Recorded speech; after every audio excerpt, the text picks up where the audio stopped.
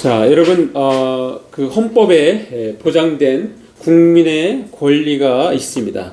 5가지가 있는데요. 자, 평등권, 자유권, 사회권, 청구권, 참정권이 있습니다. 자, 평등권, 누구든지 성별이나 종교, 직업, 장애 등에 의해서 차별받지 않을 권리입니다. 법과 규례 앞에서 모든 국민은 불합리한 차별을 받지 않아야 합니다. 또 자유권은 국가로부터 간섭을 받지 않고 행동하고 생각할 수 있는 권리로 종교를 믿을 권리, 살고 싶은 곳에 자유롭게 살 권리, 또 말할 권리, 원하는 직업을 가질 권리, 이러한 것들이 있습니다.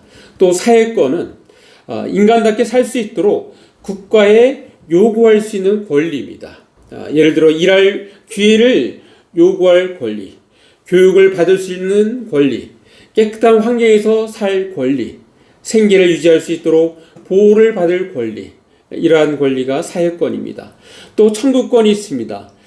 국민이 국가에게 어떠한 행위를 해달라고 요구할 수 있는 권리, 그것이 바로 청구권입니다. 재판을 받을 수 있는 권리, 재판 청구권, 이러한 것들이 청구권에 들어가는 것입니다.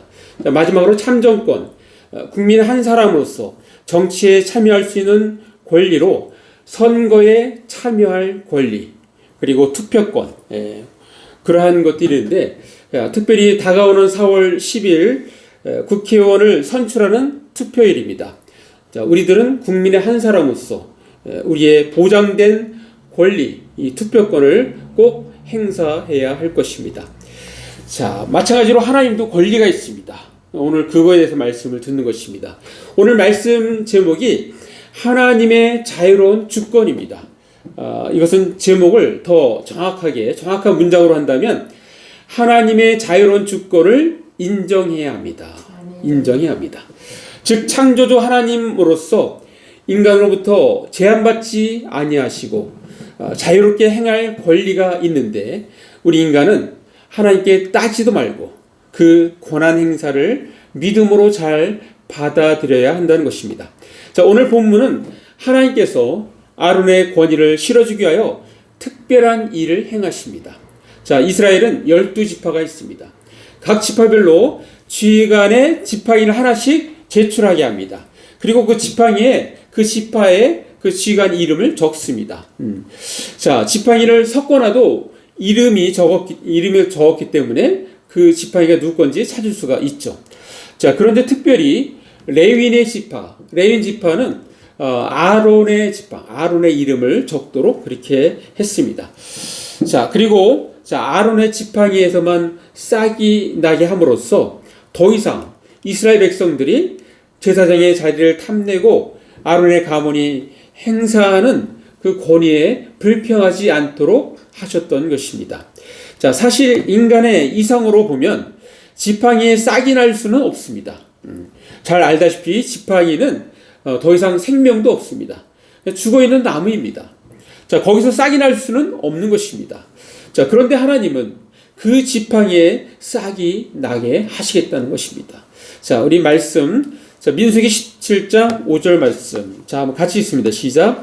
내가 택한 자의 지팡이에는 싹이 나리니 이것으로 이스라엘 자손이 너에게 대하여 원망하는 말을 내 앞에서 그치게 하리라. 네. 사실 이 부활의 원리도 여기에 들어가 있습니다. 죽어있는 나무에서 새 생명이 나듯이 죽은 무덤에서 새롭게 부활하는 예수님을 여기서도 발견할 수 있습니다. 자, 그리고 실제 하나님께서는 아론의 이름이 적힌 지팡이에서 싹이 나게 합니다. 자, 눈에 보이는 확실한 증거는 그 어느 누구도 부인할 수 없었습니다. 자, 모세가 지팡이들을 증거의 장막 여호와 앞에 두었던 것에 가보니까 자, 실제 이런 일이 벌어진 거예요. 자, 민수기 17장 8절 제가 읽어드리겠습니다.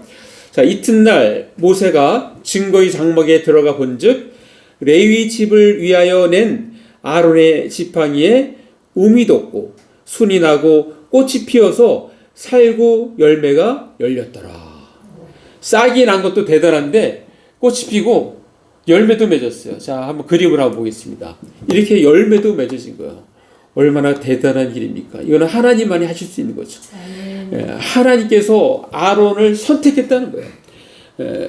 그래서 특별히 레위 지파를 선택하시고 그 중에 아론을 선택해서 성막을 섬기게 하였기 때문에 더 이상 그 자리를 탐하지도 말고 그를 원망하지도 말고 각자의 자리에서 최선을 다하여 일하는 메시지를 담고 있습니다. 자, 왜 우리는 하나님의 자유로운 주권을 인정해야 합니까? 그것은 바로 하나님은 모든 만물을 지으신 창조주 하나님이시기 때문입니다. 아멘. 자, 우리는 피조물입니다. 피조물인 우리가 창조주가 하시는 일에 대하여 이래라 저래라 말할 수 없는 것입니다. 창조주 하나님의 피조물을 향한 그 자유로운 주권이시기 때문입니다. 자, 창조주와 피조물의 관계를 상징적으로 잘 설명한 예화가 성경에 있습니다. 바로 토기장이의 비유입니다. 자, 토기장이는 제대로 된 도자기 작품을 하나 만들기 위해 이 버리는 것이 훨씬 더 많습니다. 토기장이가 진흙을 가지고 토기를 만들 때 만드는 도중에 마음에 안 들면 언제든지 만든 토기를 내던지고 깨뜨릴 수가 있는 것입니다. 자, 우리 말씀 한번 보겠습니다. 구약을 먼저 한번 보겠습니다. 이사야서 64장 8절 같이 읽습니다. 시작. 그러나 여호와여 이제 주는 우리 아버지시니이다. 우리는 진흙이요 주는 토기장이시니 우리는 다 주의 손으로 지으신 것입니다. 예. 자, 우리는 진흙이에요. 하나님은 토기장이십니다. 그래서 토기장이가 진흙을 원하는 대로 짓듯이 그렇게 만들 수 있는 것입니다. 자, 신약의 또 대표적인 거 하나 보겠습니다. 로마서 9장 21절 말씀. 우리 같이 읽습니다. 시작. 토기장이가 진흙 한 덩어리로 하나는 귀 쓸 그릇을 하나는 천이 쓸 그릇을 만들 권한이 없느냐. 예. 자, 하나님께서 우리를 쓰시기 위해서 어떤 것은 이렇게 존귀하게 만드신다는 거예요. 예. 자, 그러한 권한이 하나님께 있다는 것입니다. 자, 토기장이가 진흙을 빚어 토기를 만드는 것은 하나님께서 우리를 시험하여 단련하는 것으로 나타납니다. 자, 시편 66편 10절 말씀. 하나님이여 주께서 우리를 시험하시되 우리를 단련하시기를 은을 단련함 같이 하셨으며. 자, 은을 단련함 같이 하셨다. 예. 은을 불에 달고 깨끗하게 만들듯 우리에게 시련을 안겨 주셨다고 말씀해 주십니다. 자, 역사적으로 16세기에는 은을 재련하는 방법이 많이 있었습니다. 자, 그런데 조선시대에 발명된 그 연은 분리법이라고 있습니다. 그러니까 우리 조선시대에 발견되었고 우리 조선 사람이 발견한 거예요. 이건 세계 최초입니다. 자, 이 은을 재련하는데 굉장히 순도 높은 은을 만드는 거예요. 은강석을 아연과 함께 가열하고 여기에 회를 섞어 끓이면 재가 아연을 흡수하고 순도 높은 은만 남게 되는 방법이 바로 연은 분리법입니다. 근데 일본이 임진왜란 때, 정의전환 때 와서 이 은 전문가들을 다 데리고 왔어요. 그래서 일본이 은을 자기들이 원하는 수준의 조선 사람들이 만들어갖고 사실은 이 일본이 발전하는데 이 우리 조선 사람이 혁혁한 공을 세워요. 그 은을 가지고 온갖 서방에게 주면서 그 무역을 하고 그들에게 필요한 걸 사들이고 그렇게 하면서 세계와 같이 호흡을 했던 것입니다. 그게 일본이 그렇게 해서 사실 성장한 것입니다. 그리고 그러한 무역과 이런 것들을 통해서 서방의 문물들을 일찍 눈에 띄었기 때문에 일본이 그와 같이 큰 발전을 이룰 수 있었던 것입니다. 자, 은을 재련할 때 불을 사용하듯이 우리를 순수한 신앙인으로 만들기 위해서는 시련을 주시는 것입니다. 그리고 그 목적은 우리에게 복을 주시기 위함입니다. 자, 우리 말씀 한번 보겠습니다. 신명기 8장 16절 말씀. 자, 같이 읽습니다. 시작. 내 조상들도 알지 못하던 만나를 광야에서 내게 먹이셨나니 이는 다 너를 낮추시며 너를 시험하사 마침내 내게 복을 주려 하심이었느니라. 예. 자, 시련을 주시고 또 시험하시는 이유가 뭐예요? 마침내 복을 주시기 위해서. 자, 그들은 이스라엘 백성은 가나안 땅에 들어가서 살 준비가 아직 안 됐어요. 그래서 광야에서 40년 동안 시련과 시험을 통해서 그들을 단련하신 후에 그리고 가나안 땅에 들어가서 그들은 하나님의 백성으로서 살 수 있었던 것입니다. 자, 결국은 하나님께서 약속하신 가나안 땅에 들어가 하나님 백성답게 살 수 있도록 하셨던 것입니다. 자, 하나님께서 시련을 통해 우리들을 단련하실 때 우리는 그것을 이해 못할 때가 많습니다. 그러나 우리가 그럴 때, 그러한 시련을 받을 때 내 뜻과 내 방식보다 하나님의 뜻과 하나님의 계획이 참되고 선하며 아름답다는 믿음으로 하나님께 순종해야 합니다. 아멘. 자, 오늘날 우리가 사는 시대는 어떻습니까? 하나님의 그 자유로운 주권을 인정하는 데는 관심이 없습니다. 오직 내 방식과 내 뜻을 고집하고자 하는 그 욕심이 더 강합니다. 그것은 시대의 조류가 내가 원하고 내가 무엇인가 하고자 할 때는 어느 누구도 터치하지 말라는 것입니다. 이와 같은 것이 바로 요즘 사회의 분위기입니다. 다른 무엇보다도 내 감정이 중요합니다. 철저히 내가 중심입니다. 내가 싫으면 그만인 것입니다. 즉 자신이 하나님이 되고자 하는 것이 요즘 사회의 특징입니다. 자, 사람들은 일반적으로 어떤 절대적인 기준을 세우거나 들이대는 것을 거부합니다. 싫어합니다. 어떤 도덕적인 기준을 제시하는 것도 거부합니다. 자, 이러한 분위기는 더욱더 하나님의 그 자유로운 주권을 인정하고 받아들이기가 더 어렵게 만듭니다. 우리의 이웃이 시련을 받으면 고운 시선으로 바라보지를 않습니다. 그러나 하나님께서 우리 인간을 다루실 때 특별히 순도 높은 신앙인으로 만들기 위해서 반드시 시련을 사용하십니다. 자, 그리고 그 시련을 이긴 자에게는 상급이 있습니다. 생명의 면류관을 주시겠다고 우리에게 약속해 주셨습니다. 우리 그 말씀 한번 보겠습니다. 자, 야고보서 1장 12절 말씀 같이 읽습니다. 시작. 시험을 참자는 복이 있나니 이는 시련을 견디는 자가 주께서 자기를 사랑하는 자들에게 약속하신 생명의 면류관을 얻을 것이기 때문이라.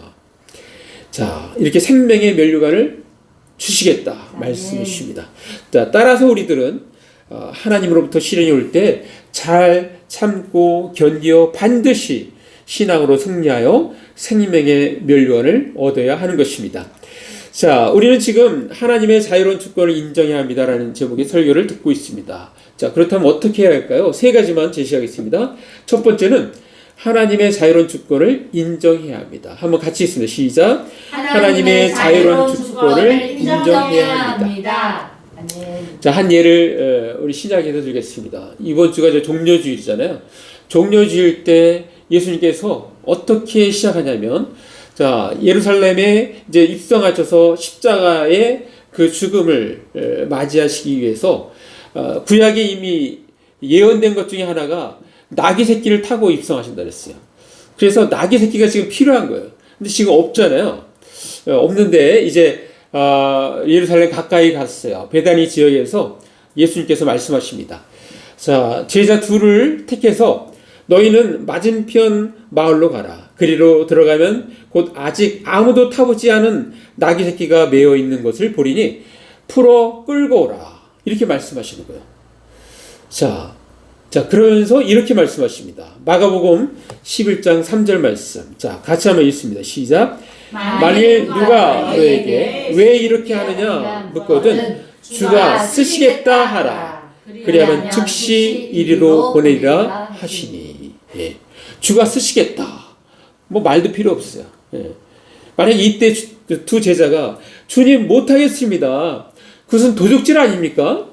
어떻게 그냥 끌고 옵니까? 뭔가 값을 지불해야 되지 않습니까? 이렇게 묻지를 않고 항의하지 않고 예수님의 명령을 따랐습니다. 자, 그랬더니 어떻게 됐습니까? 실제 예수님 말씀대로 되는 거예요. 예. 그러니까 주께서 쓰시겠다 하니까 가져가라고 이렇게 하신 겁니다. 자, 이와 같이 주께서 어떤 주권을 행사할 때 주께로부터 쓰임받는 것에 기뻐하여 그 명령을 적극 따라야 합니다. 사실은 이렇게 나귀 새끼도 다 피조물이잖아요. 그 주인도 다 피조물이잖아요. 지금 창조주 하나님께서 쓰시겠다 하면 항상 오케이, 내어드리는 자세, 이것이 합당한 자세라는 것입니다.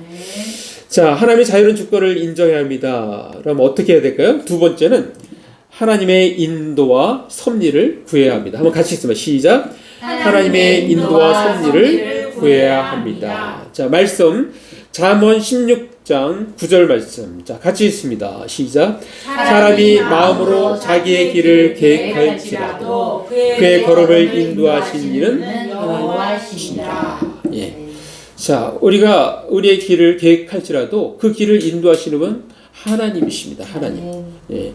그래서 하나님의 인도와 섭리 중에 놀라운 것을 하나 들라면 저는 예수님이 이 땅에 오셔서 우리에게 행한 일을 들 수 있겠습니다. 자, 가장 큰 것은 십자가에 못 박혀 돌아가심으로써 우리의 모든 죄를, 인류의 죄를 해결해 주신 것입니다. 또 그렇게 해결하심으로써 우리에게 당장 나타나는 효과가 있는데 그것은 바로 온 인류를 구속하시고 온 인류를 하나로 만드신 것이었습니다.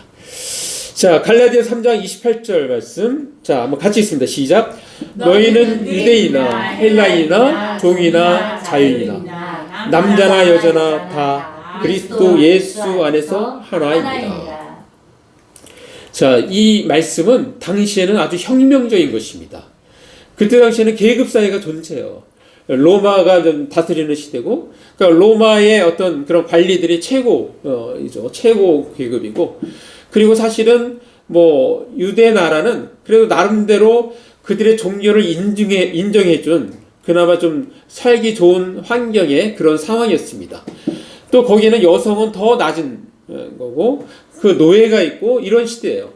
자, 그런데 뭐라고 말씀합니까? 종이나 자유인이나 남자나 여자나 다 그리스도 안에서 하나이니라. 하나. 예, 차별이 없다는 것입니다. 구별이 없다는 것입니다. 예. 자, 말씀 하나 더 보겠습니다. 골로새서 3장 11절 말씀 제가 읽습니다. 거기에는 헬라이나 유대인이나 할레파나 무할레파나 야만인이나 수구디아니이나 종이나 자유인이 차별이 있을 수 없나니 오직 그리스도는 만유시요 만유 안에 계시니라. 예. 여기서 수구디아인이라는 것은 스키타인이에요. 스키타인. 예, 스키타인을 그때 당시에는 야만인이라고 했어요. 그러니까 야만인과 똑같은 말입니다. 자, 이렇게 종이나 자유인이나 구별이 없다는 거예요. 차별이 없다는 거예요. 그리고 뭐예요? 오직 예수 그리스도가 그 안에 계시느냐 계시지 않느냐 이게 중요하다는 것입니다. 예. 완전히 그때 당시 혁명적인 사상이야. 자, 이러한 것들이 오늘날 시대가 이렇게 뭐 2000년 넘게 발전했어도 여전히 해결이 안 된 나라들이 많이 있습니다. 그러니까 이렇게 된 것이 얼마나 복음이 들어오면 얼마나 그 나라가 변하는지 아주 근본적으로 변합니다.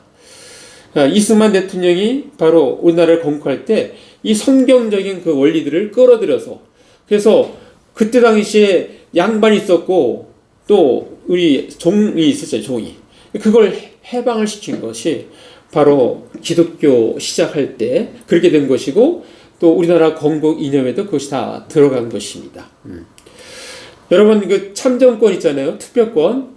다른데 뭐 스위스, 프랑스 이런 데는 정말 여성운동으로 막 얻어 터져가면서 그렇게 갖고 쟁취해낸 거예요. 여성들이.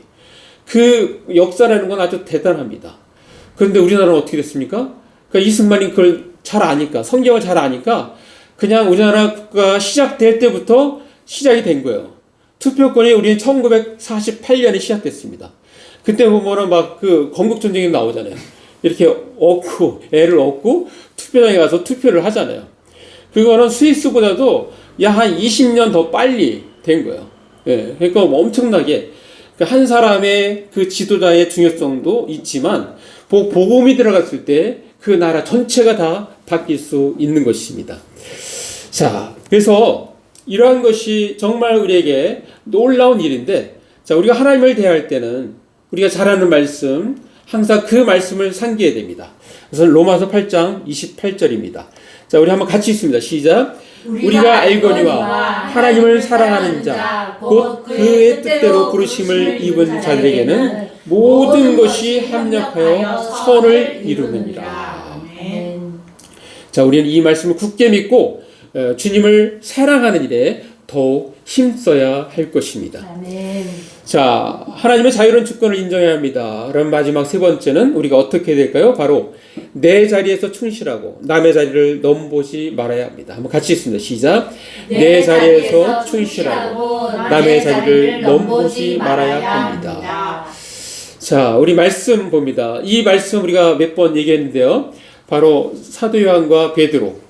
그래서 예수님께서 사도 요한에 대해서 말씀하신 것을 베드로는 나는 어떻게 됩니까? 했을 때 예수님께서 하신 말씀이에요. 요한복음 21장 22절 말씀. 자, 같이 읽습니다. 시작. 예수께서 이르시되 내가 올 때까지 그를 머물게 하고자 할지라도 내게 무슨 상관이냐? 너는 나를 따르라 하시더라. 예.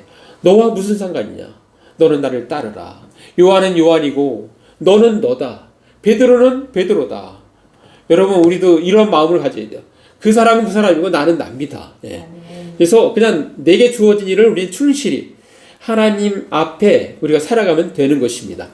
자, 우리는 각자가 있는 처소와 환경에서 주님을 따르는 것입니다. 우리가 주님을 따르면 하나님께서는 그 따르는 자를 귀하게 여기신다고 우리에게 약속해 주셨습니다. 자, 그 말씀 한번 보겠습니다. 요한복음 12장 26절. 자, 같이 읽습니다. 시작.